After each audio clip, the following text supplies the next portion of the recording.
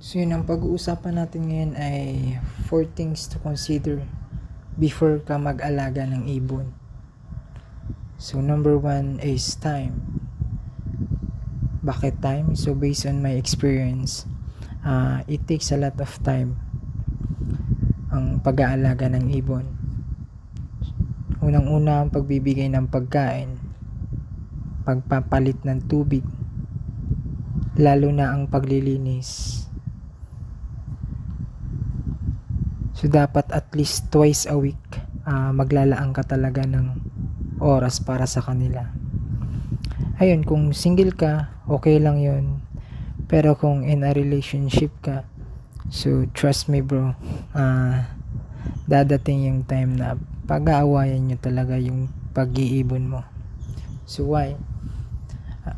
Ano ba yung mga priorities mo? So kung may work ka, kaya mo bang mag-commit na mapakain sila at least twice a week?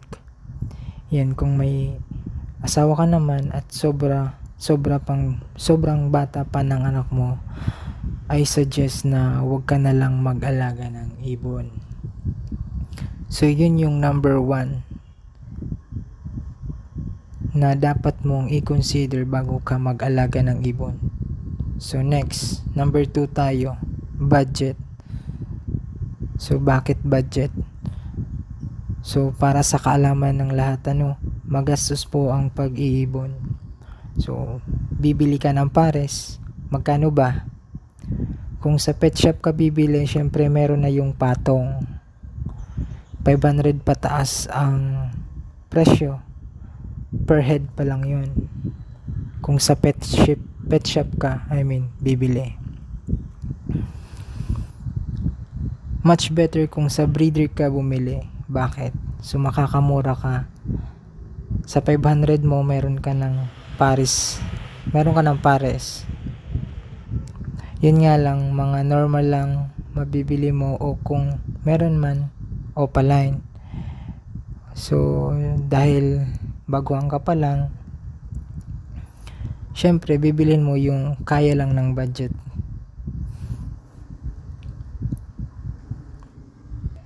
So bukod pa doon, kailangan mong bumili ng cage or yung kulungan. Magkano ba yung cage? Depende yun sa size, pero syempre 500 yung starting cost niyan. Pangalawa, yung perch o yung dapuan. Mura lang naman yung perch. Pangatlo, yung nest box.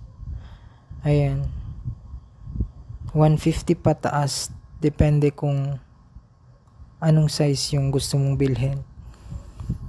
Yung pang-apat, yung patoka. Yung patoka ngayon, kung bibili ka per kilo, around 70 to 75 pesos. Syempre, monthly yon. Ang tanong, may pang maintenance ka ba?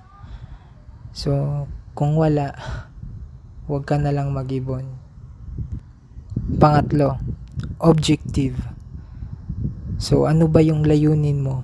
Mag-aalaga ka lang ba or for income? Kung ang objective mo ay mag-aalaga lang naman, stress reliever or for display lang sa bahay, so I suggest na same hen or cock ang bilhin mo para maiwasan ang pangingitlog at pagrami.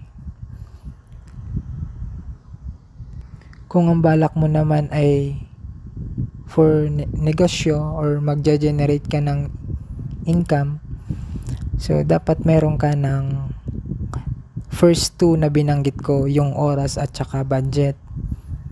Syempre kasi balak mo nga magnegosyo, ibig sabihin balak mo silang paramihin. So the more na ibon na meron ka, the more na capital at oras din ang kailangan mo. So kung wala ka nito, better not, wag na lang mag-ibon or doon ka magstick ka dun sa mag-alaga na lang. At ang huli sa lahat ay yung location. So bakit location? Ang tanong, meron bang space sa bahay nyo? Kung meron man, dapat doon sa hindi sila masyado nabubulabog.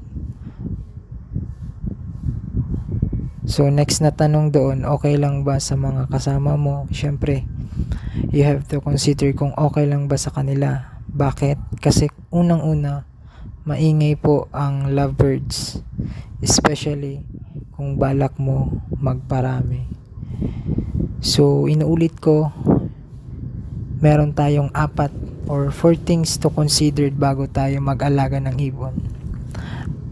Yung time, yung budget, yung objective at location.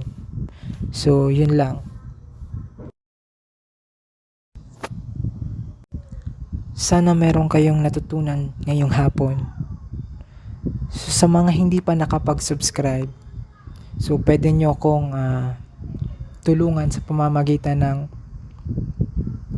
pag-subscribe. So sa mga nag-subscribe na, salamat, at sa hindi pa, ayan, looking forward tayo. So yun lang, salamat sa panonood.